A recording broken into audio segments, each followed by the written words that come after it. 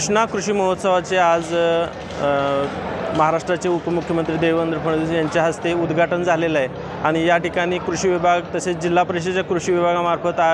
जिल्ह्यातील सर्व शेतकऱ्यांचे फळं असतील, फुलं असतील, भाजीपाल्यांचे सॅम्पल्सचं प्रदर्शन या ठिकाणी